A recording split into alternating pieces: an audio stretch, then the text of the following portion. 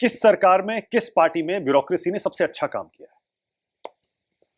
Bureaucracy आमतौर पर अगर मैं देखूं तो बहन मायावती जी थी, हाँ।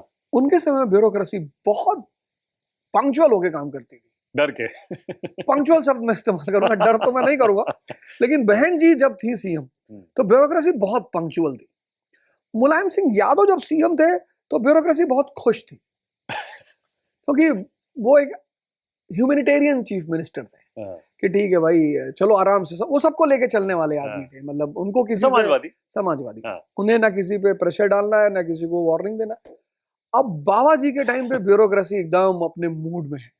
अच्छा, हाँ भाई बताओ कहाँ क्या बुलडोजर चलाना है तो डिपेंड करता है। और केंद्र में हायर लेवल पर, केंद्र में भी ब्यूरोक्रेसी, चूंकि अब भाई स्टिल या तो गठबंधन सरकार होती है जिसकी गठबंधन की मजबूरियां होती हैं, वहां शायद ब्यूरोक्रेसी ज्यादा मजबूत होती है। बिल्कुल होती है। एक पार्टी की मजबूत सरकार, एक मजबूत नेता की, वहां शायद ब्यूरोक्रेसी थोड़ा दब के काम करती है। बिल्कुल सही है ना ये बात? बिल्कुल ऐसा है। लेकिन ब्यूरोक्रेसी में जब अधिकारी बहुत योग्य होते हैं तो फिर कभी कभी वो सरकार खुद से भी चलाते हैं। टीएन सेशन साहब से बड़ा एग्जाम्पल कौन सा हो सकता है?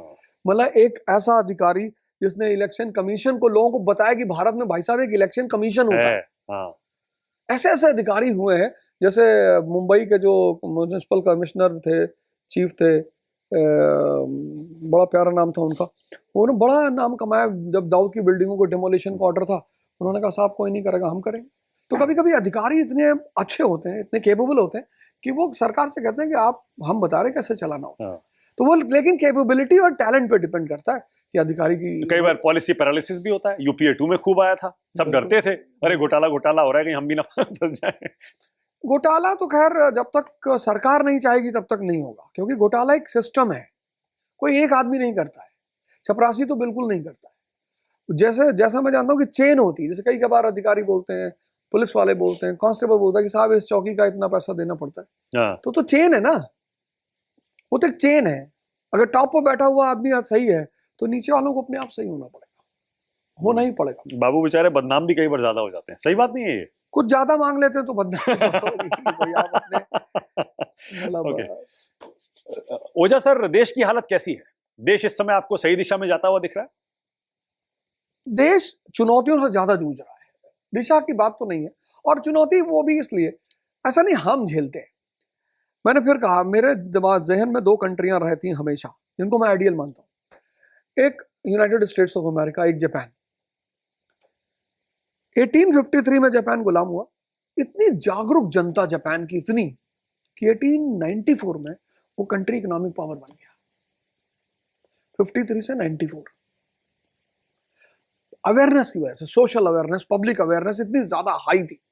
लेकिन वो सब भी इसी रास्ते से गुजरे। अगर हम चीन का इतिहास पढ़ें 1949 से लेकर आज तक का, कितनी उठापटक पैदा हुई। हम फ्रेंच रेवोल्यूशन पढ़ें, हमें इतिहास पढ़ाया भी इसीलिए आता कि देखो भैया, जब एक दौर से आप दूसरे दौर में एंटर करते हो, ओल्ड स्ट्रक्चर से जब हम न्यू स्ट्रक्चर में जो भी कंट्री एंटर की, उसे एक संक्रमण काल देखना ही पड़ा। हम आज उस संक्रमण काल से पर चाइना और भारत में तो फर्क है ना, वहां तो डिक्टेटरशिप है, वहां तो कुछ भी लागू करना बड़ा आसान होता है। हिंदुस्तान में लोकतंत्र है, तमाम तरह के लोग हैं, तमाम तरह के रीजनल पार्टियां हैं, फिर 2 नेशनल पार्टियां हैं, मजबूरियां होती हैं। यहाँ आप थोप कर नहीं चल सकते ना, ये भी तो है। इसलिए तो हम डेमोक्रेटिकली बहुत मजबूत है।